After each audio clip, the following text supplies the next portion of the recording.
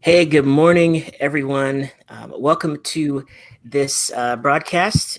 My name is Leonard Patterson, and I am one of the moderators of the Facebook group Cover Band Central.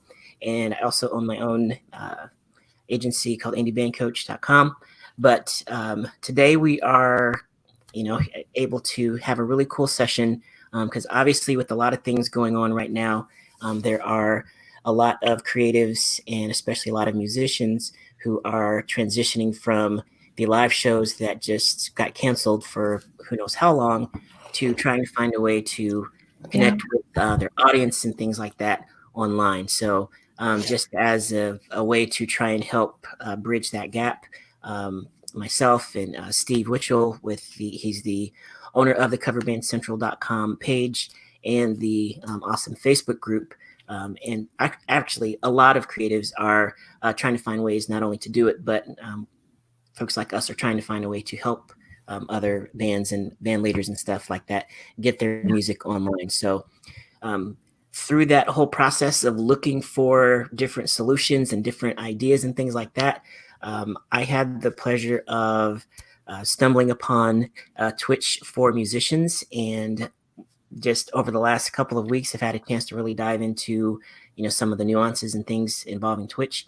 And we are fortunate enough today to have with us the author of Twitch for Musicians, Hey everyone. which is a book and a course, which she actually will share a discount code that she's actually given us for her stuff. But aside from all that, we're really going to talk about what Twitch is and how it's something that can maybe help you bridge that gap between finding an audience and building a fan base. So help me welcome, ladies and gentlemen, this is Karen Allen. Thank you for joining us, Karen.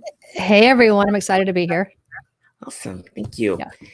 And so now we had the pleasure of actually talking yesterday in a different group, but today is in a separate group. And actually, I think we just kind of posted this all over the place. So regardless of where you're watching from, this is a session and this is something that could potentially be a benefit to you. So please hang out, and again, hang out to the end because we do have a little discount code, and we're going to have Steve from Cover Band Central come in here in just a few as well.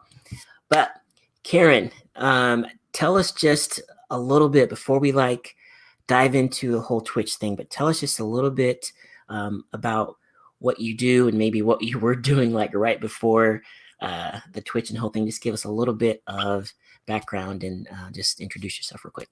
Yeah, sure. So I've been in digital music for a very long time. I actually worked for the RIAA when they were suing Napster. That's how long it's been. Wow. So I've seen so many solutions come and go for the music industry at large and for artists in particular. In the last 10 years, I've been specifically doing business development and strategy on a consultant basis for startups in the entertainment and music industry space. And they have solutions for, the industry, and they have solutions for artists. So I've been working on, 90 or so different companies across this time, a lot of companies, and just have seen a lot, have a really solid understanding of, where we are as an industry with technology and monetization and fan base building and fan outreach and all community and all these things. So when I came across live streaming, of course I knew what live streaming was.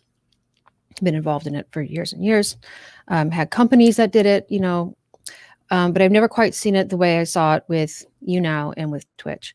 So I sort of fell into this. 2016 was the year that I was like, what's happening?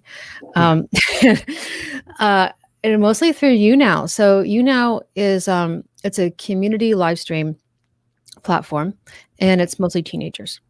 Okay. So it's a lot of the content you would see on YouTube, only it's done live, and the viewers pay, and they pay voluntarily. There's no paywall, but you can subscribe and you can buy virtual currency, and you can spend the virtual currency on virtual gifts. And you think why would anybody do this? This is basically the same, entertainment content you would see on YouTube for free. No one pays for anything on YouTube.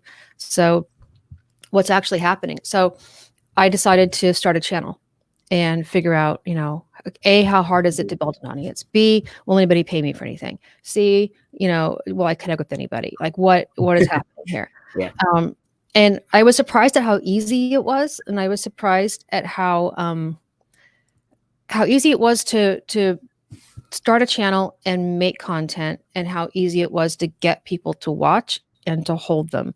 And I'm not a creator in any sense. Like, I'm not an artist. Like, I'm just a business person, basically trying stuff out, Mhm. dorking my way through it, though everybody kind of dorks their way through it. Um, and so I did a channel because I'm not a teenager and I can't fake it. It's video. So I did a channel that was basically an advice column for kids. Cool. And I was like, look, I got some years on you. I'm not a counselor. I'm not a therapist, but I'm also not your mother.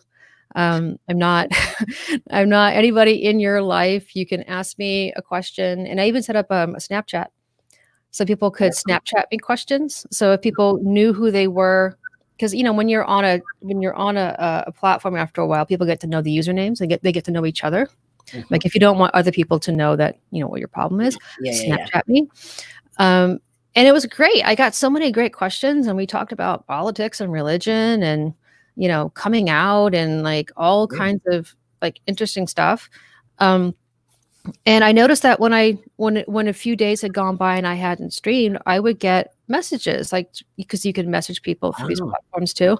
I would Mhm. get messages from people saying, "Hey, stream again," and I was like, Mhm. "What? Me? Do you miss me? What? You missed me? Yeah. Wow." Yeah. So that was my first foray into it, and I completely got what it was all about. Right. And it's about, it's community, it's connection, it's Yeah. it's hanging out with people, it's you know Mhm. feeling like you're looking them in the eye and having this great conversation with the viewers and the viewers amongst themselves. It's Right. you know it's what we don't have on every other social media platform. Every other social media platform is time shifted content. I post a comment, a few hours later somebody else has posted a comment. I catch up on that comment later. If I even come back to that post, I generally Right. don't. I generally just see the comments up to the point that I was in, and then I'm out. Like, it's Right. it's very Mhm. transient feeling. And And it's not that way at all with live streaming. So I yeah, how started. did you transition then from like you now over then to Twitch and like your Yeah. comments and how Yeah. that? So I was really curious, is this a teenage phenomenon? Is this like a Snapchat that kind of only works with teenagers, or does this have legs? And I knew about Twitch, so I started going on Twitch and poking around. And they had a music category. I was like, "Ooh, what's this?" So I started looking through the music category, and I saw all these artists in there, um, playing music, hanging out with their fans, and making money. The exact same way the teenagers were making money on You Now is the same way the gamers do it, and the same way that musicians do it. It's the same basic social dynamics, the same social like construct of why we're here and what's interesting to us, and at what point does that become valuable enough that you will pay.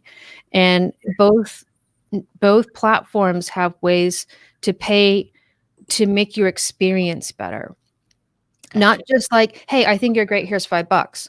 But it's actually fun to give money. And that's sort of the thread across all successful monetized community-based live stream platforms is it's not just, "Hey, give me money." It's, Mhm. if you spend money, it's fun for you and I benefit from it too. And it contributes to the bottom line of the community we have between us and the communication we have between us, and what you're getting out of it, which is, good content and fun with people and Mhm. recognition for my contribution, and what the streamer gets out of it, which is recognition for their contribution. Which, how awesome is that as an artist for someone to say, "I like what you do." It's like, Yeah. really? You like my song? Oh my God. And you're gonna give me $5? Oh my God. Yeah. Like, when does that ever happen? For a song like that's a whole album. I'm not even done with the album yet. People don't even buy albums. I mean, they complain Yeah. about paying $10 a month for Spotify, and that's all you can eat. Like, Yeah. and to get like, $5 for like one song, or just $5 randomly. It's like, whoa, what is happening here? So you And both the streamer and the viewer are very motivated to kind of keep going. mhm. because it's fun and because you sort of feel like you have a little tiny home on the internet, Yeah. where all the people who like this kind of music and like this artist and all this artist friends that I'm also now friends with can all Mhm. hang out together. Yeah. It's fun. It's nice to have friends. It's nice Yeah. to be in a community. It's a very basic human need that Mhm. we're going to be seriously. I mean, we're only like, what, A half week, a week, maybe. Yeah, maybe a yeah, yeah. week into this like real Mhm. shutdown. Mhm. We're going to go stir crazy pretty soon if we don't actually talk Yeah. to people. And besides the people in our house or besides the cat next to us, we're going to lose our minds if we don't Yeah. actually go out and have an actual conversation. And you can only Twitter so much. You can only Facebook so much. You can only watch so much Yeah. Netflix before you're like, yeah, no more. Get me off. But And to one of have the like these conversations with people, it's cool. yeah. And if someone's going to play some music at the same time or play a game you like or do Yeah. whatever it is that you're interested in while they're doing it, awesome. Right. It's And one of the so great. one of the things that you had mentioned in the ebook that I thought Mhm. was very kind of like just eye opening was you talked about the difference between streaming and social. You kind of touched on it before, but one of the things that I thought was very interesting was the fact that you're talking about a really common difference in live streaming and social is the fact that you're going to expect to be online for 2 to 4 hours Yeah, and creating a stream for 2 to 4 hours versus a 2 to 4 minute video. for sure. And And I'm telling you, it's easier. and it seems Easier. like my wife and I just started a Twitch channel this week, and we're literally just going through your ebook and literally just kind of like day by day making small improvements. We like have a little background stuff now. We're just doing a Yeah, little stuff, but sure. it's funny how much less how much more casual a 2 to 4 hour stream is Yeah. than how many takes I will do for a 2 minute video because I know that I've only got this amount of time. Or And that the I know editing. and what? Think the editing. Look at Yes, those YouTube exactly. videos and think about how many cuts are taken. You can tell when the cuts are taken. You can tell that they shot probably 10 minutes, Hmm. to get those 2 minutes. Yeah. And it had to be perfect. It had to be very like MTV quick style editing, and it has to have like, the overlay and the chyron and the filter and the explosion and the I mean, who else? I mean, that's insane. That's insane. Yeah. It worked for that platform really, really well, and I don't knock that, and I don't tell anybody to don't leave Facebook, don't leave YouTube, don't leave Instagram. Add this to it. This is part of your mix. Hmm. This is where you're going to take all of those people that you interact on those other platforms, and you're going to have a real like connection with them on Right. Twitch. They're going to go deeper with you. You can think of it like you're turning your fans into super fans, Mhm. and because there's already an established music category on Twitch. There's a bunch of people already watching music there. So you don't have to bring your people in, to only watch you. Like if you were to do a stage it, the only people coming are the people you invited. You only feel a couple of people who bought a ticket, right? There's no one else wandering into your stage it. Hmm. And on Twitch, people will certainly wander in to your channel. And even better, if you are friendly with other artists, then there's a thing you can do on Twitch called a raid. So when your stream ends, you can raid another channel. And what that means is you're going to put everybody who's concurrently watching your channel, you're going to dump them into someone else's channel all at the same time. So it's kind of like, all right, well, I'm done. Let's go to the bar next door and watch this band. That's Yeah. exactly what it's like. And it's fun Cool. because everybody who jumps in goes raid, and they put your channel name into it. So like Hmm. Marina V is an artist of mine. It's Marina V raid. We're all here, and everyone gets excited, and Hmm. the streamer gets excited because they just got a whole new influx of people to watch. And Hmm. usually the people who are in the chat are very welcoming of because they love this artist and they're very welcoming of new people discovering them. Yeah. So they're like, hey, welcome, here's the song list if you want to request a song, la la la la. It's like it's fun. Everybody's really nice about it, and it's really great. So if you are friendly with other artists and you stream at similar times and you share kind of similar audience, then you just might get rated, and that might plop like 70 people, Mhm. 100 people, whatever it is, into your into your stream all at once that, you didn't Right. have to go find. Yeah. And now, speaking of like someone rating your channel, one of the obvious things that is on a lot of musicians and bands and artists' minds is growing an audience. Mhm. And we talked about the length of a broadcast, but like, what do you recommend just in terms of like how often and things like that in terms of streaming on Twitch and things like that to start to see some growth and like your recommendation, like if an artist really wants to grow a fan base on Twitch. Yeah, my recommendation is going to be for actually any live stream platform. So if you are there to build audience on Twitch, meaning, you're kind of a smaller indie and you're looking to build audience and earn revenue, then live streaming is a show up kind of platform. The same way that your social media manager, or whoever's teaching you how to use Instagram Mm-hmm. would say, you can't just post once a month, guys. You got to post like 3 times a week and it's got to be interesting. you know, Yeah. it's the same thing with Twitch. You got to show up. So if you're looking to build, I would say you're going to need to broadcast 3 to 5 days a week between 2 to 4 hours per session. And it seems like 2 to 4 hours. I mean, you think of what you're doing on stage, you can barely get through 45 minutes to an hour sometimes before, you're exhausted and your voice is giving out and like you're out of songs, you know? Um, but it's actually easier to do that on Twitch because you're not playing nonstop. You're hanging out with people. So you're Mm-hmm. going to play a song and you're going to read the chat and then respond to some, response comments and make conversation and then play another song and you kind of pace it out that way. And my artist Marina, she gets through about 12 songs in 2 hours. So 12 songs is like a set. That's like a set you would do at a club, right? 10 to 12 songs. Mm-hmm. So if you think you can do that for 2 hours, and then if people keep requesting songs, then if you can, your voice is okay and you can keep going, 3 is good, 4 is better. It takes a while for people to find your stream and to kind of settle into it, um, because it's live. When Yeah. you go live, people aren't necessarily like waiting at the door to get in. Mm-hmm. You know, unless you have audience. If Unless you you already have have. audience and you're like, guys, we're going live at 4 o'clock on Tuesday, and they're like, I'm there, then, great, good for you. But generally speaking, it takes a good 30 to 45 minutes before you sort of hit your stride, really, Yeah. with your sort of natural number of concurrent viewers. And concurrent means people watching you right now. Mm-hmm. And that's the metric you're going to see on any live stream service. When it says there are 14 viewers, 50 viewers, 100 viewers, that means like in this moment right now. Gotcha. You could have 3 to 4 times that over the cycle of your entire show. But the concurrent viewer is sort of like, it's the most meaningful metric that you can go Basically, off of. yeah. How many Yeah. people you're able to get there like at one time At and once. going Yeah. to be watching. At any given point, the concurrent Okay. views is the most meaningful metric. Yeah.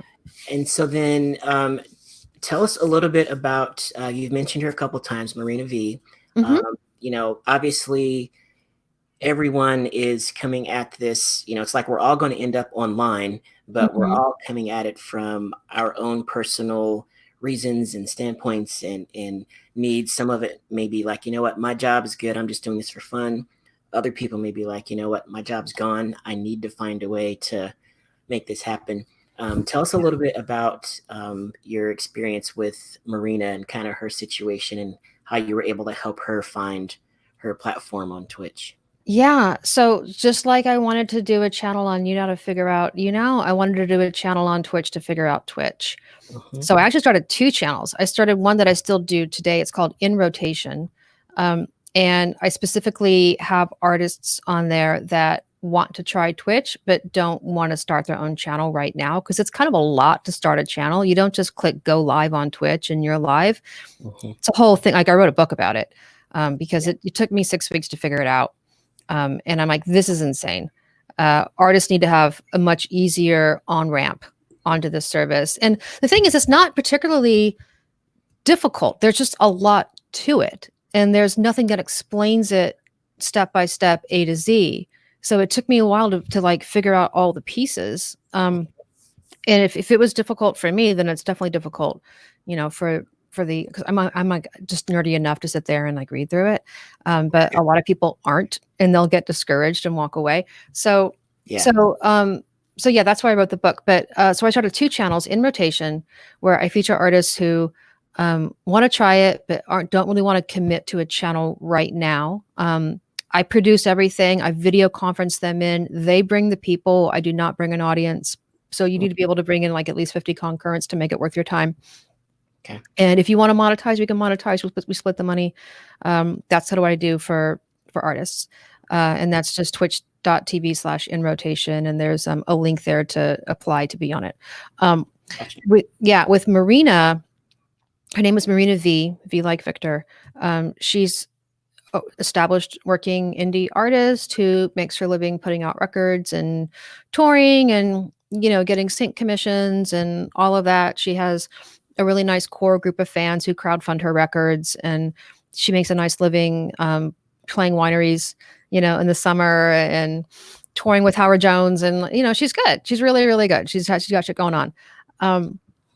And I thought she'd be really good for Twitch because she has so much material and she loves her fans. She does living room concerts, for example. She's done online concerts before. And I just thought, maybe she'd be down for this. So I rang her up, and turns out she's pregnant. And she was thinking about doing online concerts anyway because, she got quarantined off the road way before anybody else did. You Yeah. know? She's like, this is not going to work. I cannot go on the road when I'm big as a house and I've got an infant. Like, it's not going to happen. So Okay.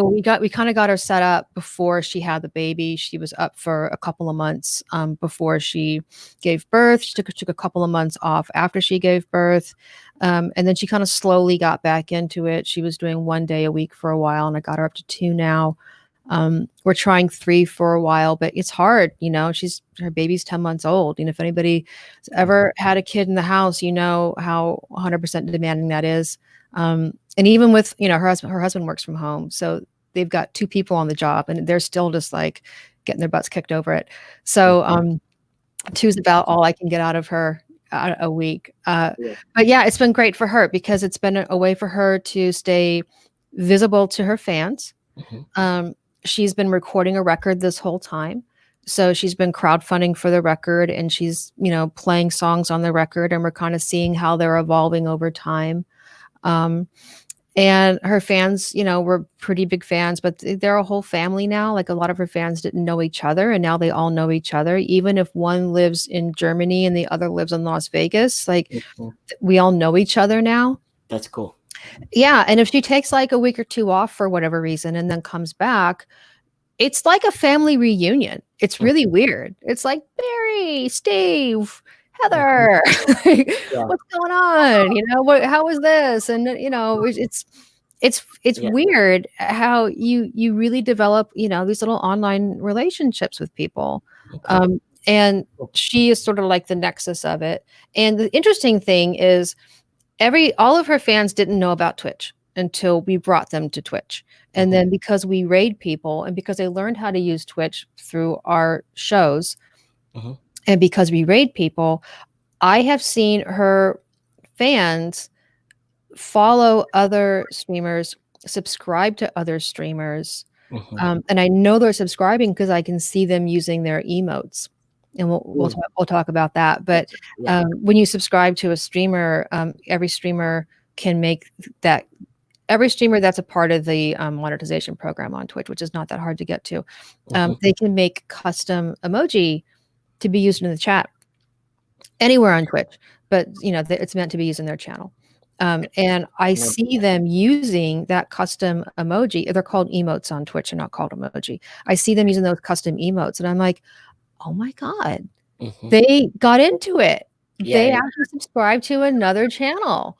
They're a fan of so-and-so who we've rated, who has rated us, who I know about just because I watch Twitch way too much. I'm like, And wow, they really got into it, so it's a short amount of time that we've been on it, like just within this week. Like I'm following probably 10 or 15 channels. I used my free Prime to Yeah.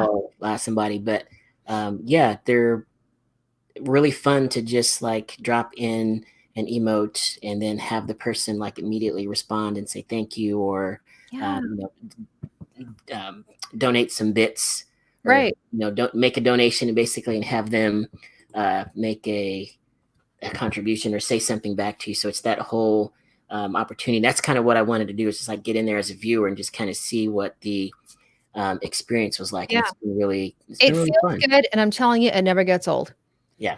It never gets old. I managed Megan Lenius, who is one of the most established music streamers on Twitch, and Hmm. she still gets excited when she gets bits from somebody. She Yeah. gets excited when they put money on her request. She gets excited when they subscribe. Like, it's awesome. It never gets old. You Hmm. know, it never gets old to have appreciation shown, and it never gets old to feel good that when you've done something to show appreciation, that action is appreciated back. That never gets old. So Yeah. it's just fun. And the thing is, it's entirely optional, right? So Sure. it's free to stream and it's free to watch and it's free to chat. Hmm. But there are monetized ways to make your experience better, which are at your option to do. And people do because it's fun, you know? Yeah. Sorry, I have That's morning sniffles. that's okay. Get that checked out, girl. Come on now. Yeah, no, Um, it's not corona, it's allergies. no, it's Yeah. okay. Um, so then, yeah, we talked about those free opportunities, those free options. Mhm. Now, I know a lot of questions and a lot of things that people are focusing on now is, being able to, turn this time and this experience into some sort of income. Yeah, yeah. So Let's I talk know about that, let's talk about yeah, Twitch first. I'm gonna yeah, bounce around. This is like a ridiculously huge deck that I have. okay, But I'm gonna jump forward to how you make money. Where is it? Here we go. This is how you're gonna monetize on Twitch. okay, So there's two ways. You can monetize on Twitch on the platform with their monetization tools, and you can also do it off Twitch. So on Twitch, you're going to have to qualify into the part. Well, it's not really a partner program. It's I just call it the monetization program. There's two levels. That might be the next slide. Yeah, here are the Twitch user levels. So everyone starts at basic as a streamer and as a viewer. And if you are streaming, you qualify into the monetization, which is affiliate and partner. Partner's really hard to get. Put it out of your head for a while. Focus on affiliate. hmm, So you qualify for affiliate if you have at least 50 followers to your channel, and following is free, subscribing costs money. So at 50 followers, you need at least three average concurrent viewers across your streams. And there's a certain number of streams you have to do in a month and a certain number of streamed hours you have to do hmm, within a 30-day period. And I've seen people hit this in 2 weeks, and I've seen them hit it in 2 months. You just kind of hit it when you hit it. But once you qualify for affiliate, then you can start offering subscriptions. People can buy bits, which is the virtual currency on Twitch, and they can just give you bits, or they can spend bits on a thing called cheer motes. A cheer mote is an animated emote, and the animated emote will appear in the chat and on the screen, and it has your name on it, like so and so just gave you a cheer mote, so and so just gave you bits, so that you sort of get that attribution back to you, and the streamer knows who to thank. yeah. And just for those of you watching, she's going to show us a screenshot here in just a second to kind of give us a quick wrap. But go Yeah. ahead. You can also create, as I mentioned before, custom emotes, and it's not difficult. I literally make them in Canva. You can make them in any graphics program. It's just a little PNG, Hmm. a transparent, like a JPEG or a GIF or a PNG. Yeah. Um, and there's three different sizes, and Twitch will tell you what the sizes are. And then, for subscribers, you can set things like subscriber only chat, subscriber only streams. If you don't have a lot of subscribers, you're just starting out, I wouldn't recommend that, because you're really just kind of pushing people away who aren't subscribers, and you don't only want to do that. Oh, you can also get ad revenue too. You're not going to earn a lot unless you have a lot of concurrent viewers because it's based on a CPM, which is a cost per thousand, and it's $3.50 to you. So if 1,000 people watched the ad during your stream, then you get $3.50. That's how that works. You probably aren't going to have 1,000 people concurrently watching your stream. You're going to get some sort of fraction of 350, so it may or may not be worth it. But you start, getting into the thousands of viewers, concurrent viewers, and you can make some pretty decent ad revenue. Okay. Ads you can actually make go during your stream at will. You press a little button basically in your Twitch settings, and it releases an ad. So if you need to like go get some water, or something, or take a stretch break or whatever, like that's kind of a nice way to do it. So you're not leaving a blank screen. You're just like, okay, everybody, quick ad. I'm gonna get some water. I'm gonna refill my coffee. I'll be right back. So you can run an ad for that.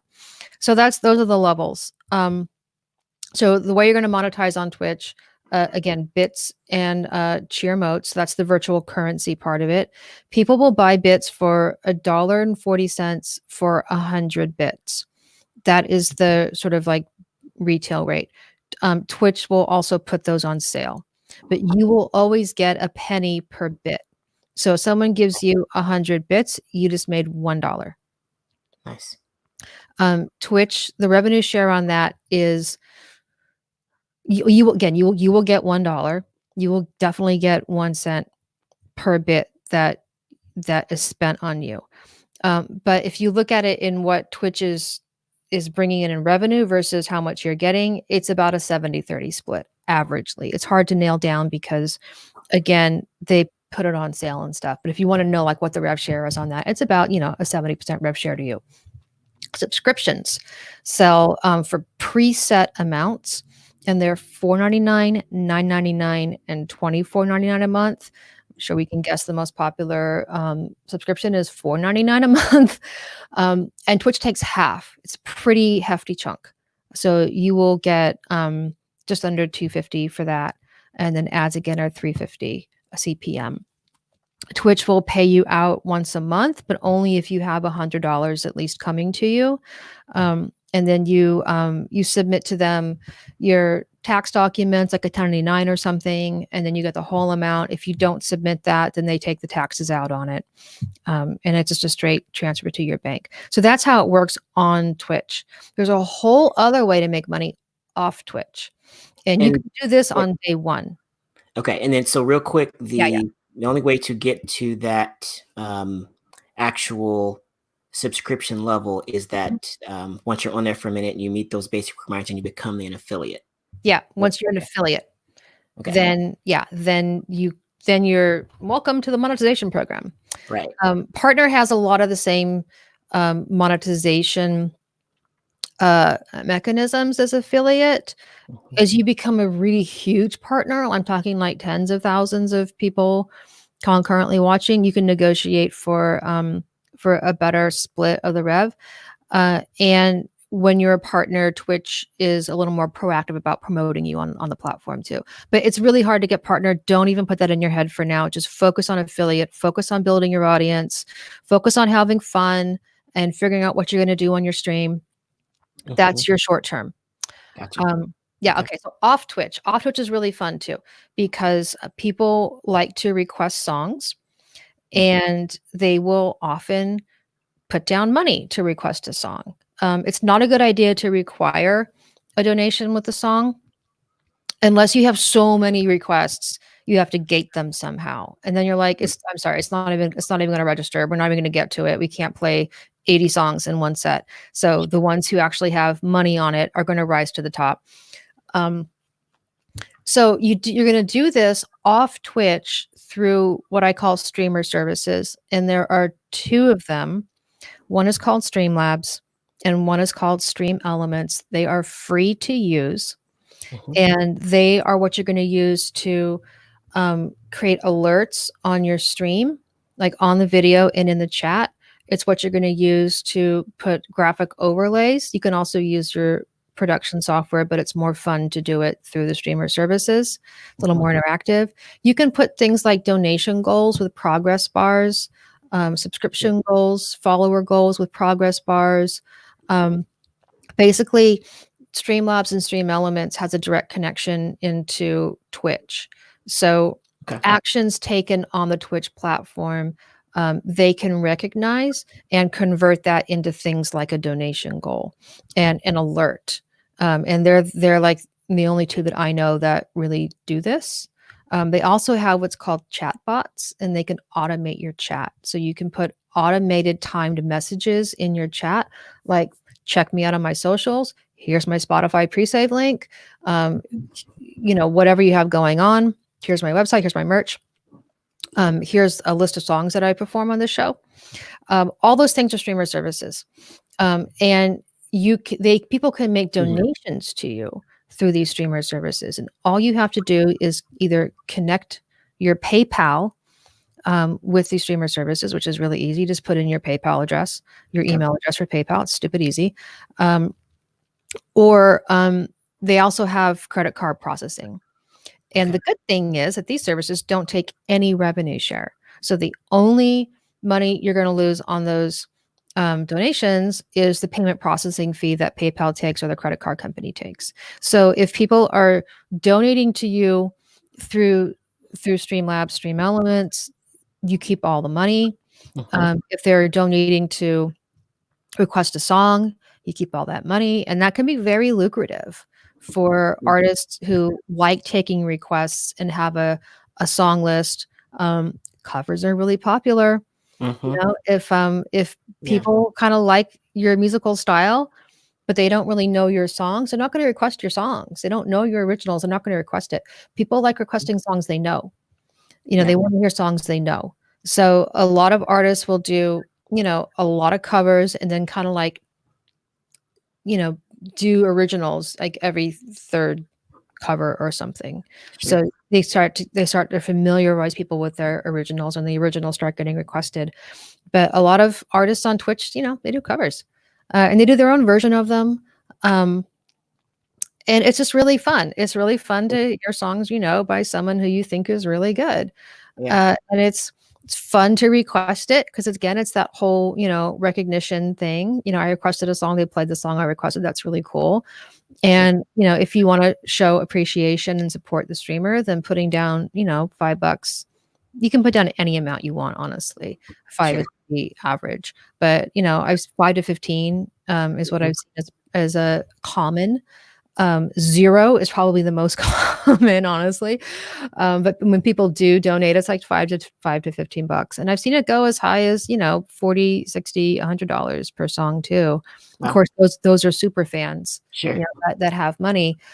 People can also, more than one person can request the same song, and more than one person can put money on the same song.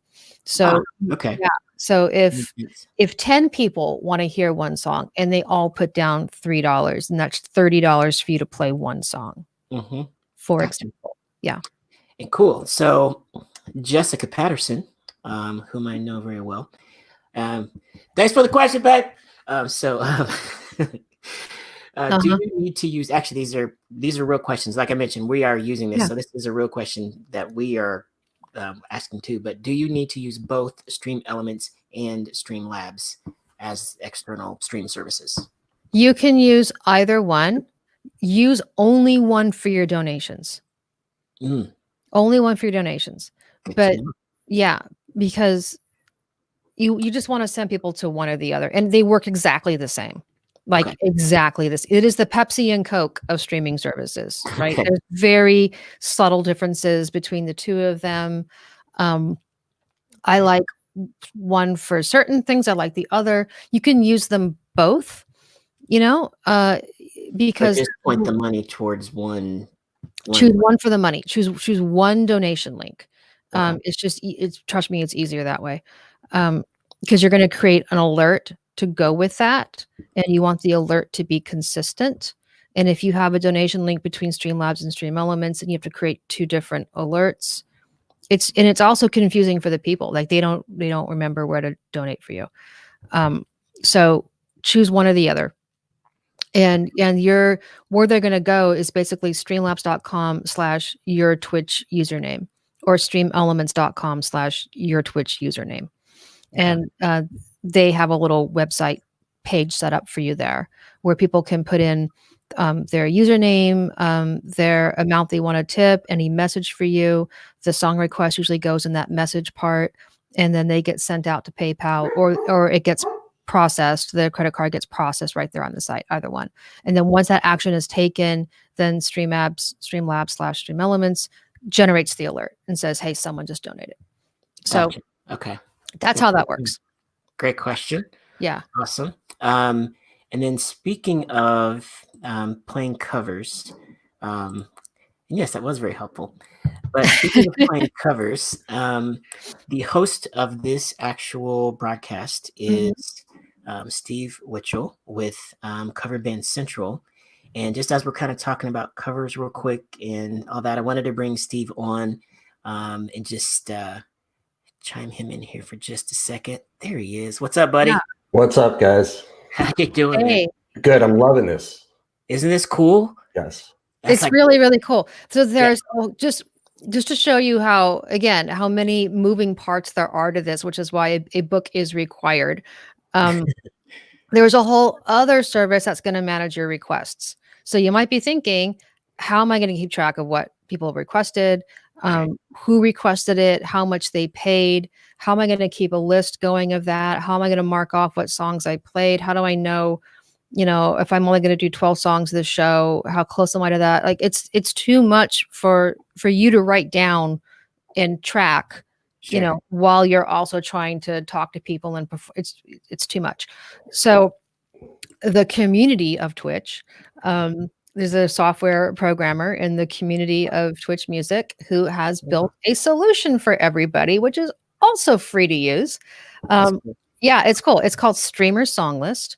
There are other solutions for song requests. This is the best one I've seen. It's kind of the default. And you basically upload your song list into it. You can put them in one by one. If you have your song list on a spreadsheet, you can upload the spreadsheet. But every song that you are willing to perform and can perform goes in this little website, and then people can go through your songs list and click a little request button, and that puts it in the queue. And then the queue, you can make a little graphic overlay that will update itself. You can put that on your stream.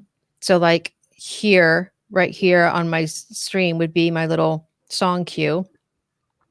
And as I go through it, I can rearrange the queue. I can mark songs that played, and this little graphical overlay with my song queue on it will self-update as I update everything. So people know what song I'm currently playing. They know how far down the list their song is. And then it also keeps track of history of all the songs you played. So people can actually go through your song list and see what is your most played song. They can see when's the last time you played this song.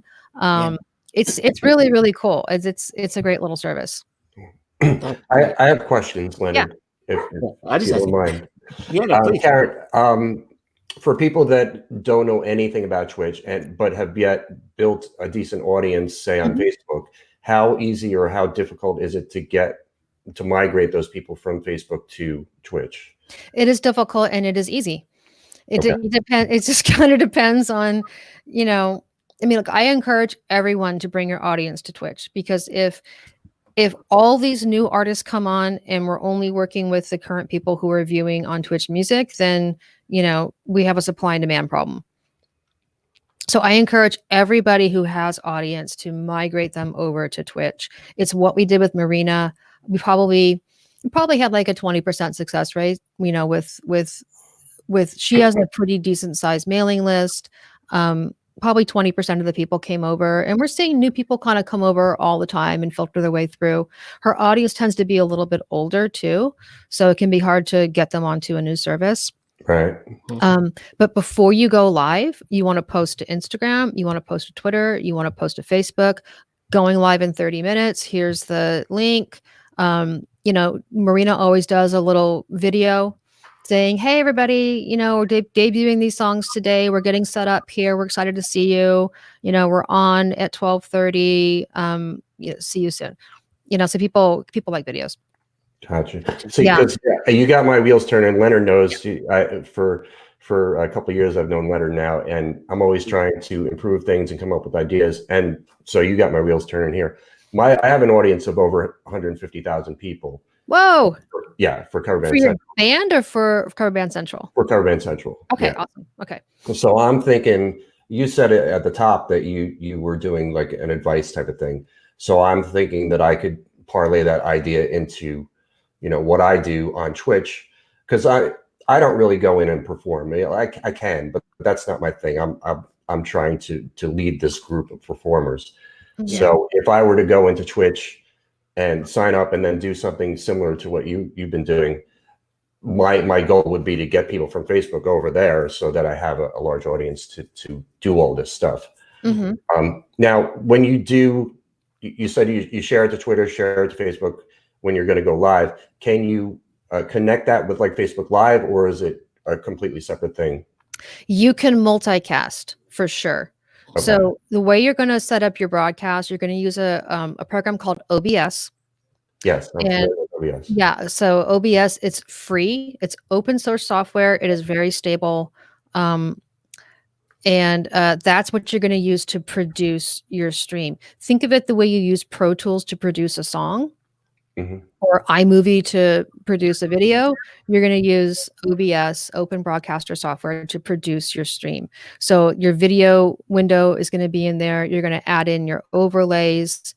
You're going to your sources are going to be like your audio input and your camera input and all these things. It's a little nerdy, but I make it easy to understand and easy to learn. And once you get it, you got it and you're good. And I just like OBS a lot because it's open source. You can use pretty much any input you want on it.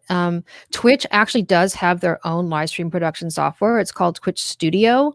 It is in beta and they kind of simplify a lot of things, but you also don't have as many customization options.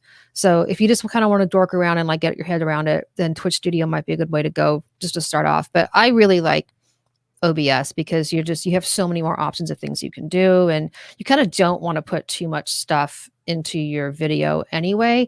I've noticed that a lot of the successful music streamers have really clean videos. They don't have a lot of stuff on it, it's up to you what you want to do. Right. But you're going to use OBS for that. And since you're using OBS, that's also what you use to stream to Facebook and also what you use to stream to YouTube and also to Periscope. And by the way, also to Caffeine and Mixer. Caffeine and Mixer are gaming live stream communities that are competing with Twitch. And they both have music communities on there. They're very, very, very small. But if you want to cover your bases, you can do that. And you're going to use a service called Restream. Restream, Restream, to multicast out. And Restream can actually even unify the chat across all those different services. There are issues with that. There are issues with creating a general feeling of community. You're gonna have to put your chat on your screen, which again looks a little messy sometimes. And the whole point of live streaming is to create, this feeling of community with your people. So if you have a big audience on YouTube, put it on YouTube. If you have a big audience on Facebook, put it on Facebook. Especially if you're only going to do a few streams, you're not planning on being a streamer, but you just want to do a handful of streams. I tell people, go where the audience already is. Do not try to build something for only a few streams. But if you're going to be a streamer, then yeah, absolutely build a channel on Twitch. You're in it for the long haul. You can multicast every single one of those. YouTube has their own monetization that is harder to qualify into because it's based on your videos in your channel. It's based on how many subscribers you have to your channel and how many watch hours you have in the last 12 months on your on-demand videos. You can't qualify your way into monetization through what you're doing on your live stream the way you can with Twitch. So you're sort of like, you may not make any money on YouTube if your YouTube channel isn't at a certain level right now. Right. I like that you've broken all this down and then that you have the book too, because I'm good at following directions. But if I have to go searching for how do I do this and search here, and how do I do this and search here, it's very time consuming. And I know a lot of people are like me that get frustrated over that because they It's a can't mess. find the right answer, or it's just too confusing. But it's really wonderful that you've put this all in one book together so people can follow along and try. Do you talk about like OBS in your book and stuff like that? I teach you how to use OBS Okay, step by perfect, step beautiful. with Yeah, screenshots. yeah, Yeah. because that's one thing that can really be difficult for people to figure out. Because when I learned OBS, I did it the hard way. I got the program, tried to tool around with it, and then Yeah. tried to find information. Yeah. That's what I did. And it took a Sucks. long. It took quite a It while for me to sucks. get it. Yeah. But I've never Googled anything so much in my entire life. It sucked. It Yeah. was not good. but I just want to say thank you for doing all this, putting this book together, and all that. Yeah. It's also, Yeah. it's an online course too. If you're not like a book learner and Yeah. you do better with videos and someone explaining it to you, and I do screen shares, I'm like, look, click here, do this. I tell you like how to use every single itty bitty thing, and I give you all the tips and why you should and shouldn't as we go. Um, the course also has written guides for everything, so you don't have to take any notes. I took all the notes for you. And there's also a Q&A on every single one of those lessons, and I read those Q&As every day and respond. So you also get me, which is kind of nice. Yeah. But if you just kind of want, if you can't meet that price point, it's actually not that expensive. But if you're more of like I want an ebook right now, I want to do this right now, then get the ebook. It's great. Yeah, and thank you also for making the custom code for the CBC audience. We appreciate that. So, just Yeah. real quick, let everybody know for those of us that might have some attention span issues. Can we say all music? But for those of us that might have attention span issues and just literally want, like Steve said, to follow a step-by-step guide, Right. you can definitely get her ebook, and it's on her website, twitchformusicians.com. Go ahead and scroll down. If you want an actual book delivered to you, there's Amazon links and stuff, but there's no discount code for that. But if you go down and actually get the ebook off of their site, and then in the checkout do CBC20, you will get 20% off the book. And think the book is like what, $15? So $15 for the ebook. Yeah, takes it down to 12. So we do appreciate the ability to do that. And then I'll also put a link in here also because there is a 20% off link for the actual course as well. Yeah. Oh, and if you sign up for my email list on my website, you get the first 2 chapters free. So Nice. you get an idea what the book is going to be like. It's kind of nice. Yeah. I also made this handy dandy little chart because last week, when everybody kind of went into panic mode and was trying to figure out what they were doing, I got so many calls with people just saying like, what do I do? And I'm like, okay, let's start with what your goals are. Right. So I made this little chart, this little infographic, and put it out on the web, and it's been really popular because there's so many options. And there's actually even more options than this. I just narrowed it down to what I think is worth it for artists, what's kind of built for artists, and also what's available to you where you already are. I don't include Instagram on this because Instagram, you can only go live from Instagram, so you can't multicast, first of all. You can only do it in stories, and I don't think there's really any monetization on that. And Instagram does not have a general directory of who is live right now, so discovery is really difficult. But if you have a huge Instagram audience, like it's, fine, go live on Instagram, play a few songs, use that to promote where you're really going to do a show, whether that's going to be on your Facebook, YouTube, or Twitch, or even stage it. So use that kind of as a promotional tool. I wouldn't really use it as a regular place to stream and with an expectation to make any money with that. I just don't really like the interface too much, and you can really only go live through mobile. Yeah. Versus the other services where you can use your desktop. And when you use your desktop, that means you can plug in your mixing board and your really good mic.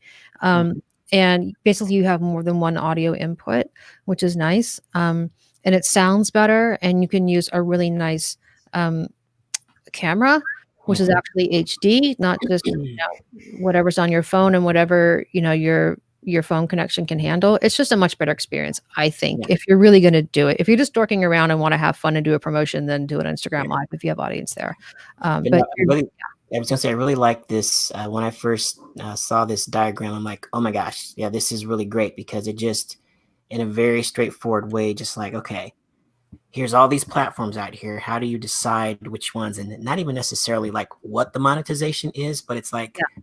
do you want to sell tickets ahead of time?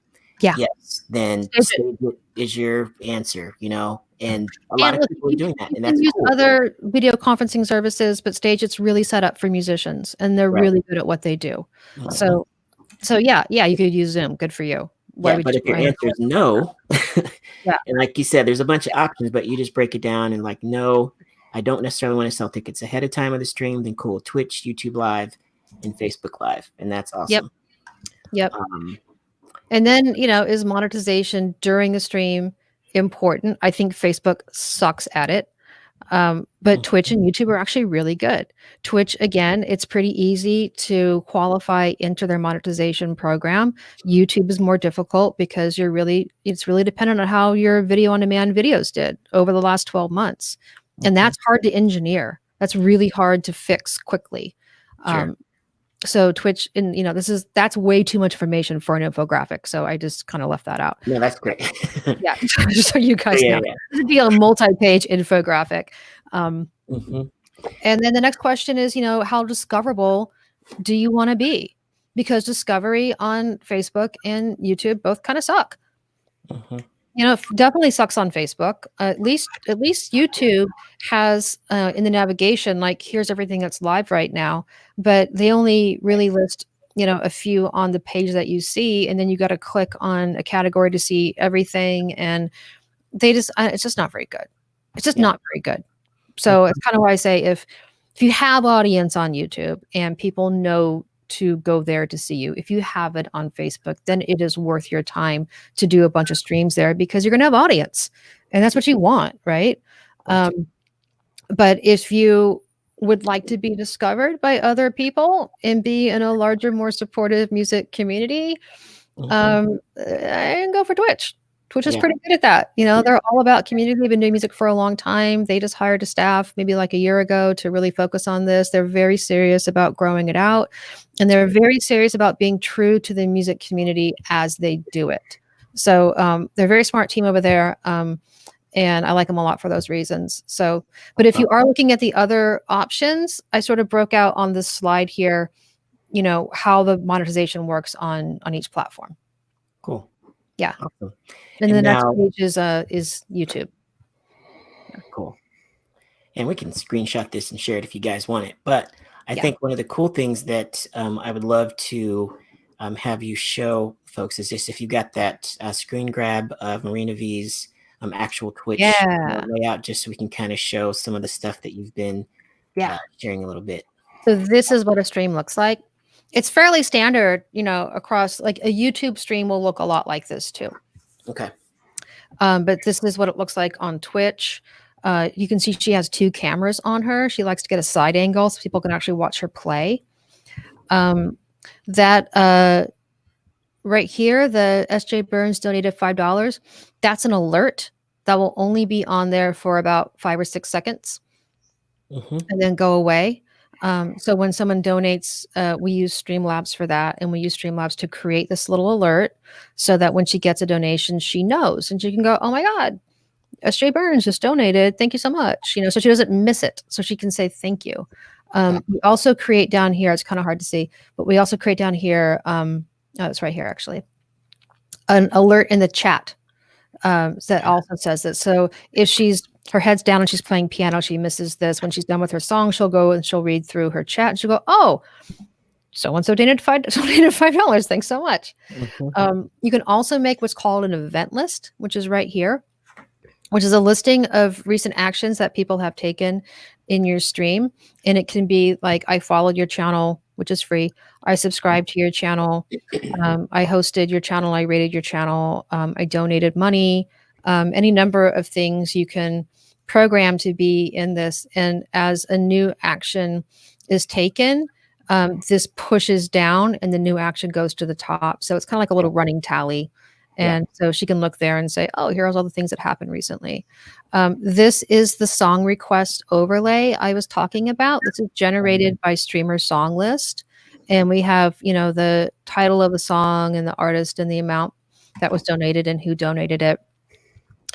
So she controls this from the Streamer Song List website, and it sort of auto generates this queue right here. So people know like what song she's playing and what's coming up and all that stuff. And is that streamersonglist.com? Yeah. Okay. Yeah. People can subscribe by clicking this little button. A little pop-up jumps up and sort of walks you through how to subscribe. You follow by clicking this little heart, and then you can set your notifications if you want to be notified when they go live. And the thing about following, which is really great, is when you go to Twitch, and I don't have the navigation, but there'll be a navigation on the left side here. Everybody you follow is going to be in your little left side navigation when you go to Twitch. You can see who's live right now that you follow, which is really great. And you can see the chat's pretty active. There's some automated messages in here. There's some actual real people messages in here. Down here, you'll see how many people are watching right now. She was pretty early in her show, so she had 15. You can change the stream title to be whatever you want. And you can see she's in the music category right now. If this were a live page, I would scroll down and I would show you down here is space that you can put information on. So we have like, here's her bio, here's her socials, here's her song list. You can click on the song list and it takes you to Streamer Song List. Here's her Patreon. Anything really you want to put about you. It's kind of like a profile page. And those are really easy to program. You do it literally right from the Twitch page. So people can get a sense of, I like this artist, where are they on Spotify? Do they have a Bandcamp? Do they have a mailing list? All that stuff. It's right there on the page. That's cool. That's super cool. Yeah. Right. Karen, is there a green screen option, do you know, with that streaming service? Yeah. So you can do a green screen. If you do an OBS, yeah, I know you can do green in screen. OBS, yeah, and also if your camera can handle it. So the Logitech C922 is a pretty popular camera. There's a C920 and a C922. The C922 can handle green screen, and those Logitechs I'm using it right now. I'm using a C920 right now. Me too. They're great. They're a little tiny, and they're like $75. Yeah. So it's a really good deal. And the C922 has the green screen capability in the back.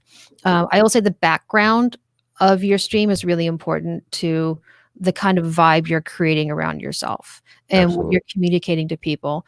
Because when you are in the directory of who's live right now, Twitch is going to show a little recent screenshot from your live show. And then your title underneath. And as people are scrolling through the directory looking for things to watch, what your stream looks like is really important. So yeah, if you go to Discover and you go to click on the Music and Performing Arts category under the Insomniac events, on the right there, go scroll back up. Oops, sorry. Oh, right here. Yeah, click on Music and Performing Arts. That'll load. So you can see, we're going to see what all the live channels are right now. Oh, wow. There's almost 24,000 viewers. That's really insane. It's usually half that. It was probably because Insomniac is performing. But you can see, like, this is a screenshot from this guy's recent, from maybe like 5-10 minutes ago. Mm-hmm. And you get a really good vibe. So he's a piano player. This is his personality. Shelter in place. He's got a sense of humor. Do I want to click on this guy? He's got 30 viewers. You can see the name of his channel. It gives you a lot of information. So as you scroll down, everybody gets that. Everybody, this girl plays piano, that guy plays guitar. You sort of get a sense of what they're all about. And then the ones, like this guy's a DJ. So it's a 24/7 stream. So that's just going to be kind of like a radio style stream. But these two people are actual musicians that I can talk to while they're playing. It's just kind of nice, so the background is really going to say a lot, to people about whether they're going to click and check you out. Yeah. Very cool. Yeah. And you said they're all archived after they're done, correct? If you choose. Yeah, Right. you can set that. That's in your settings. So if you want to archive your shows, you can. It'll only archive for 14 days. Because Really? then it goes away. Yeah, because it's a lot. I mean, it's like a gig an hour, you know? So Hmm. Twitch isn't going to carry all all those streams Gotcha. forever. They're not going to archive that forever. They only have so much server space. So yeah, 14 days and then it's out. But you can create highlights. You can basically edit those down and create highlights and upload those to the videos section of your page, and those will not go away. So if there's a good song you did, a funny moment from the stream, any sort of highlight that you want to create. And Twitch actually has video editing tools on the platform that is really easy to use, where you can cut down those shows and then move those videos over to the videos section of your channel page. Also, you can, if you want the whole show, you can download it from Twitch to your hard drive, and then you just have it. I don't know why you'd want to, because it's really long, and nobody watches, 2 to 4 hour videos on demand. That's insane. Also, because they're not going to do it, because the fun part of watching someone perform is the interaction, and you can't interact with them anymore. It's over. So Right. there's really no point. The video, the on-demand video views on Twitch are not comparable to YouTube. It's because people go to Twitch for live. They don't really go to watch videos on demand. So you're not going to get a lot of action in your video section. I generally put a lot of videos in from Marina because I want there to be something there when people first discover her and want to know more about her. We also pull those videos and use them for content on her YouTube and on her Facebook and on her Instagram. So she'll be like, this is a song, we just debuted this song on the show. Come to the next show to see what else we debut, like that kind of stuff. So it's nice to fill your content calendar for the rest of your socials. And what I was just, what you had mentioned earlier that I just wanted to click in here real quick Mm-hmm. and show was just the fact that when she said that you can scroll down and like customize basically what your page or your quote unquote website information might be. Yeah. It's like all of these things, and I know Karen, you'd mentioned this in the book, but you can have a picture and text, or you can have one or the other as your basically your sections down here, just to Mhm. kind of let people know what's going on. And like, Marina's looks a lot more clean and a little bit more aesthetically just like clean. But these, they're I think this is a couple actually. This is my first subscription, by the way. I Oh, subscribe to cool. these guys. Yeah. But you can make this look and feel however you want. And obviously they've been doing it a while, but you can have as much or as little information down here as you want. But this Yeah. is kind of a way for people to get to know you. And I think, Yeah. Karen, you had mentioned when people might happen to discover you if you're not online right then, this is a way for them to kind of see your schedule when you might be coming up. And Yeah. Check out your songs and stuff. And you see how they use those images to brand themselves. Mhm. So the branding across, each one of those images is really consistent. Yeah. So Cool. again, you get a really good sense of what they're all about, and that goes towards a lot with people. Are they going to follow you? Are they going to come back? Are they going to subscribe? Like, it's the same way you would tell, any artist, get your shit together with your Facebook page and with your Instagram and your YouTube, and make sure all your information's in your Spotify profile, like look like you're a legit band. It's the same way on here. You have a lot of options for how you're going to brand yourself on Twitch. And if you look like you've got, your shit together and, you're pro on some level, it goes a long way towards people taking you a little more seriously as an artist. Mhm. Very cool. Yeah. And yeah, so this is All looks very pretty. And it's easy. Like I did her panels in PowerPoint, honestly. I did them in PowerPoint. I saved the slide as a JPEG, and then I just like cropped it down in a video editing program. I have not learned Photoshop yet. I should really learn Photoshop, but I have not learned Photoshop yet. So I have all kind of hacky ways of doing my graphics. But I literally did it in PowerPoint. and then saved it as a JPEG, opened it in a graphics program, cropped it down, and then uploaded that JPEG in her panels. And that's how I did those pretty little panels, basically. And I just made them consistent. Yeah, let Very me cool. go to Yeah. Marina V. Marina V Music. There she is. So yeah, last live 2 days ago, 586 followers. Let me actually just click on her page real quick. But yeah, you can definitely. I like the fact that you're able to really get a feel for like how the videos themselves are branded, but then also the aesthetics and the channels and stuff So like you'll that. notice on the videos page, we have them organized by original songs. And the next category is cover songs. And the next category, I think, is like fun moments from the stream.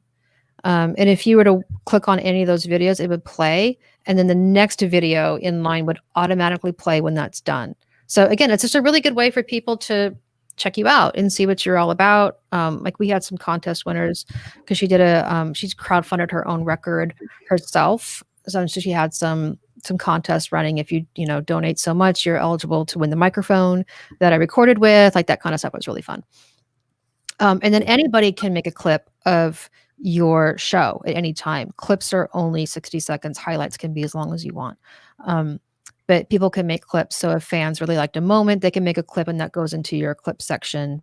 And then all the way to the bottom, I have entire broadcast because no one's really going to watch that, right? So I put that at the bottom. She had a baby. People like her baby. She brings her baby into the stream. So we made little, baby V highlights and that's nice because it kind of doubles for her as a record of her early years with her baby. How awesome is that? It's like the first time Baby V grabbed the microphone and tried to talk in the microphone, and Right. the first time Baby V danced to one of her songs or whatever. It's really sweet. It's really sweet. Sweet. Karen, with regards to covers, and this topic comes up a lot, and it's a big concern for a lot of musicians. Have you run into any copyright issues, or have you heard of anybody running into copyright issues as far as posting clips of covers? No, because Great question. Twitch pays into the PROs, the publishing PROs. So you're good. Where you'll run into problems is when you start playing sound recordings. So they do not have any sort of blanket license with any sound recording company, and they put that on the channels. So if you're a DJ, you're kind of running the risk. Twitch can shut down your channel for copyright violations.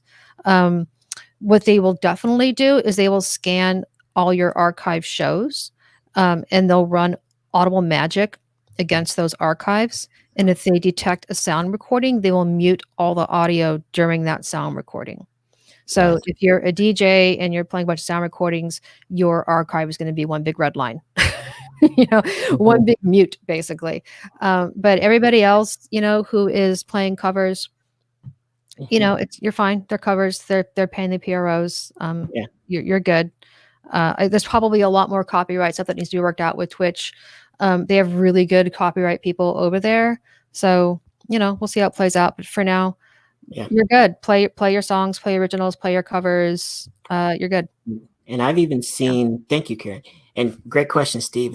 That reminds me of another one. Is like I've even seen a couple of live karaoke channels, and I don't know if it was at a bar or if it was at someone's house or whatever, but the entire channel was people just coming up and singing karaoke to obviously instrumental tracks. Twitch has their own karaoke game.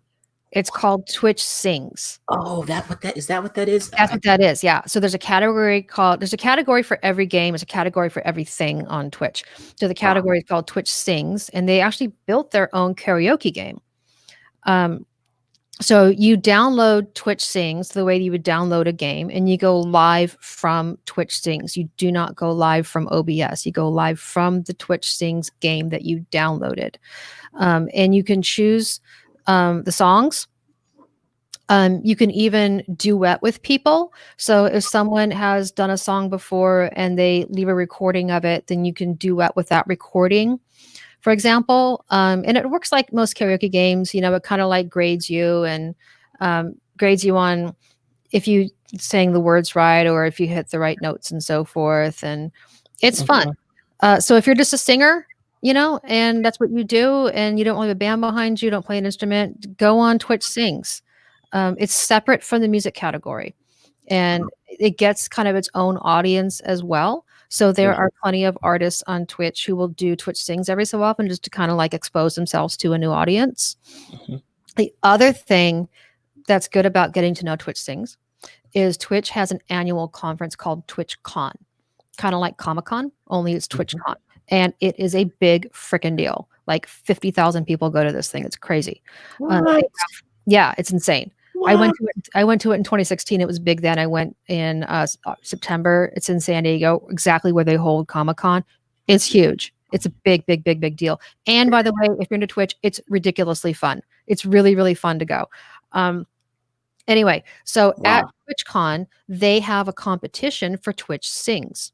So the 8 weeks leading up to TwitchCon, you submit you do a Twitch Sings recording. So you do a song on Twitch Sings, you record it, and you submit that to Twitch, and they review them, and they pick, the top people. And there's kind of a bracket system, over the next 6 weeks where people compete against each other, and they end up whittling it down to like 6 people who then get flown out to TwitchCon, perform on stage, and the prize in September was $20,000. What? $20,000 and a single deal with Columbia Records. What? I know, for singing freaking karaoke on Twitch. Like, it's pretty good. So cool. Yeah, so that's a good reason to look into Twitch Sings. They do the same thing. They do the same competition for TwitchCon Europe, which was in Amsterdam and just canceled. It's jury's out on whether TwitchCon San Diego is going to happen this year. If it does, it'll be in the fall. And it's just fun. It's fun to go. And, a bunch of the artists go on Twitch, and there's a stage at TwitchCon that a lot of the artists on Twitch play at kind of all throughout the day. And like, all the artists on Twitch know each other. It's a community. As much as you get to know your viewers, the artists get to know each other the same way that if you were, a bunch of bands playing the same, 4 or 5 clubs in the same city, you all know each other after a while. It's exactly the same thing on Twitch. You all get to know each other. So they all hang out at TwitchCon. And then the last night of TwitchCon, they sort of self-organize this jam. And it's kind of like an open mic night. And they just get a bunch of backline there, and they do it at, whatever venue will have them, whatever bar will have them, basically. And you sign up, and you just kind of all jam together. And it's super fun. It's like this whole, little community thing. And so it's great. So if you get super into it, consider going to TwitchCon, because it's awesome. What do you find that the demographic is for Twitch users? Because it seems like more of a younger person's type of format. Yeah, so the stats on Twitch is 80% male and 55% 18 to 35, and the average age is 21. Okay. And how about location? Is it mostly US or? It is worldwide. I think it's only like 30% US. So there are definitely a lot of people from Europe on there. There are definitely a lot of Asian people on there too, all over Asia. And depending on what time you're on Twitch is who you're going to see on there. So right now it's 11 a.m. So we're going to see a lot of Europeans. It's night for them, and that's when they stream, right? Exactly.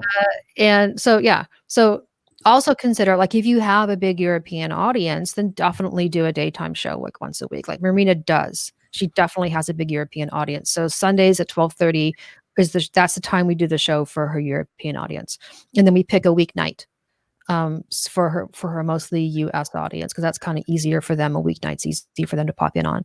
So consider as far as timing, like when to do that. That's good advice. Yeah, that's pretty cool. Awesome. Wow. I'm definitely going to read the book. Seriously. And I encourage everybody out there at Cover Band Central Land to check this out too, because this seems like a really good idea. Yeah, and opportunity. And like, I've been harping on this, for a long time.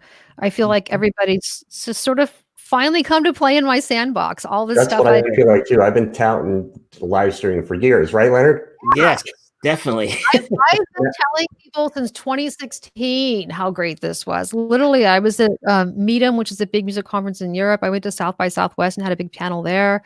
Like anybody, who, Just had the misfortune of coming within a 10 feet radius of me, I will tell them about live streaming. I went to the DIY musician conference that City Baby puts on. I did that in Austin and literally walked around with my little flyer saying, "Have you heard of Twitch? Have you heard of Twitch?" And I kind of feel like everybody's like, "Oh, what was that thing you were telling me about? right. What have you been going on about again, Karen?" Yeah, it's like, So oh, I'm not allowed to go outside now. What was that thing? I'm excited because I just think it's such a tremendous resource for artists. And Yeah. my whole career is about like, what can we do to, how can we use the internet to make more money for content creators, to give them more creative freedom, to have them actually, be in charge of their careers financially and creatively? And how can this be better for the fans as well? How can we accomplish that? And I honestly haven't seen anything better than live streaming. Like I've worked with so many clients, in the past 10, 11 years. I've never quit everything I was doing to go work for any of them when they weren't paying me. Twitch Right. hasn't paid me to do this, they didn't review the book. Well, I'm but not on the payroll at right. all. And, it's a big deal for me to go, okay, pause my real life. Let's see what I can do with this. And that's kind of what I've done. And I think that's what I really like most about the potential for Twitch is that, my wife and I were in a band for a long time. And one of the things that we miss the most is that energy and that interaction and that face-to-face contact with people and being able to, high five or thank somebody or have someone come up to the stage and make a request and things like that. And that's probably one of the things that's been most difficult for just me personally. And I know there's even some more, like, I've talked to a lot of camera shy musicians out there that are killer on stage that are like, I don't know about this. It's awful produced and I gotta look this way. Like, and I'm thinking about like, okay, this is awesome. Like, cause Twitch is like, you don't have to produce anything. You just hang out, invite people over, and you've got that interactivity. And just even in some of the, just a few of the things that you've mentioned, but being able to have it be fun for people to watch, fun for people to donate and support. It's like, what more, what more could you want? Obviously, we would want to be on stage, but in an internet, in an Right. internet kind of way, like what more could we really ask for in terms of, just these built-in tools to interact with our fans, which is awesome. Right. And honestly, I will say, I do not think this competes with live.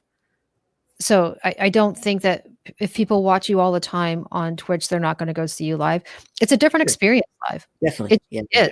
I know, because I've booked shows for Megan, who I manage on Twitch, and people go to her shows, and what she does on stage is different from what she does, right. Yes. On camera. Like on camera, it's like a living room concert. She's hanging out with people. She's playing a song. She's chatting. She's playing a song. She's chatting. She's playing some Spotify and talking about songs she likes. Like it's a hangout. Sure. On stage, she is an artist. She is performing an artist with a set list with her band, and she's creating a vibe in the room, and people are singing along. And she's kind of like a ringleader, like an MC, kind of the way that any a band is. It's a whole different thing. And then when she gets off stage, she'll go and she'll sell some merch and she'll talk to people, and it's great. It's a whole different thing. So it does not eat into your life at all. So when this pandemic is over, you don't have to ditch live streaming in favor of your tour. You can still do both. People will still go to your shows. I think they'll, in fact, be a little more motivated to go see your show because they know you so well, or they're a super fan now, and they love you, and they're like, "Oh my God, they're actually coming in town. I can actually go hang out with them now. Awesome, let's do that." They're going to want to shake your hand and hug you when that's allowed again. Right. And again, it's a different show. It's just a different show. They want to see you. They want to see you in your full glory, so to speak, like what you can do on stage with lights and a big PA. And, it's different from what you can do in your living room. True that. Right. Yeah. So I know I'm on chapter think Jess and I are in chapter 4. So we're gonna we've been and Steve, yeah, you tuned into our thing this morning, but we're literally just figuring it out as we go, man. I loved it though. It was great. Yeah, I watched and the whole thing. yeah, and it's like we kind of knew, like, hey, let's do this sometime during the broadcast, but it's like it's so cool because it's like the time that, and I just thought about this as you mentioned something earlier, Karen. It's like the time that you would spend editing a 2-minute video Mm-hmm. is the time that you're on and you're actually Yeah. interacting with people. And then there's, Right. yeah, you can take a couple of clips, which Karen, I know you even talk about in the book, but a really cool way to use the clip feature is to take those clips from a cool part of the broadcast and then share those on social media. Yeah. But it's like that could be the whole editing process. It's just to do your 2 hour, 4 hour stream, whatever, and And then take that's a your couple of that's your those. content calendar. Yeah. That's your next Instagram story. Mhm. That's your next Facebook post. That's your next YouTube post. You know, Yeah. if you cut them right and you're conscious when you're streaming that this I want this section to be my next video, for example, Mm. then you can kind of control how you say and how you introduce a song and so forth. But yeah, that's your content calendar right Yeah. there. You just filled up half your content calendar, and everything else should be everything else you normally post about. But it should all definitely feed each other. You want to bring people onto Twitch to watch you. You want that audience, and everybody who's already on Twitch and has been on Twitch up until this point as a musician would love more fans. They would Yeah. love more fans to come into the category. So if you have fans, for the love of God, please bring them, please bring them into the category Yeah. because we need more people in there too. And yeah, I know Steve's got to duck out here in a second, and I am going to go too. But I did just remember one thing that I thought was really, really cool, and that is that the fact that Amazon owns Twitch, and so Yeah. that Steve, one kind of easy way to get people to subscribe once you get to the affiliate level, right, Karen? Yes. Once you get to the affiliate level, you can literally invite people over that are Prime users, Amazon Prime users, and they're allowed one free subscription. They can subscribe to one channel per month for free, and the artist still gets that payment. So if you've Yeah. got a bunch of Prime users that are Cover Band Central fans, you could literally, once you get to the affiliate level, you could invite them over, and that could be like incentive for them, like subscribe to our channel for free, and then Mm-hmm. you get the payment, and then they're a subscriber, and that could literally be a way to drive something just to kind of like start it off maybe Yeah. more quickly than normal. I like it. It's a benefit. It's a benefit. So if you have Amazon Prime, you're going to connect that to your Twitch Prime. So Twitch has its own Prime, has its own subscription Prime service. But if you have Amazon Prime, you also get Twitch Prime. That's cool. And with Twitch Prime, that gets you your channel subscription. And it's great because, like you said, the artist still gets the money. Mm-hmm. Yeah. So it's a really easy way for the fan to use your emoji, and be Yeah. part of the show and support you, and $0 out of their pocket. Sweet. Yeah, it's good. This was awesome. Thank So you. Karen, thank you so much for your time and tuning in with us again. Steve, I appreciate the just willingness to share all of this with the cover band world, and obviously we've got this on other Facebook pages and stuff as well. But we appreciate just running the group and all that you do to keep that whole thing going. And I told you the other day, it's like you're like, oh man, I'm sorry I didn't see your message. I'm like, dude, you have 60,000 kids in your group that you're trying to answer questions and stuff. But I've been, ever since we got the word that we weren't going to be playing for 4 weeks, but I've been busier the last few days than I normally would be. So. Yep. Everybody's scrambling. Everybody's looking for their plan B. Really. Yeah. But yeah, so yes, and Karen, thanks again for the first of all making the book, but then also allowing us to have a little discount on that. I'm going to put a link in the description of this because there's also a course that takes the book and just even blows it out even further because she's got worksheets and videos and all of that stuff. And so I think it's like $197, but with the discount it goes down to like $150 or something like that. So And it's a really honking course too. We got to get into that too. But thank you for Yeah, that. I get into it, and I make everything really easy, and it's very much like screen share, click here, do this. This is what it looks like. Move this over here.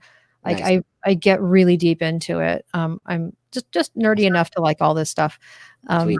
and just We're all not know nerds. how to explain it. Right. Yeah. Anyway, okay. So thank you all, everyone that's tuned in, all your comments and questions. We appreciate it. Karen, Steve, you guys have an awesome day. And yeah, we will hopefully be in touch, and we'll keep each other apprised. And yeah, if anybody is on the stream and you guys start a Twitch channel, especially in the CBC group, maybe we can start like a Twitch post where we can like start just kind of seeing what people are doing and kind of start supporting each other in there too. Yeah, if you have questions, shoot. You know, I'm very active on Twitch. I'm very active on Facebook. I'll join. I think I'm already joined to CBC, but if not, I'll join into it. And yeah, hit me up with questions.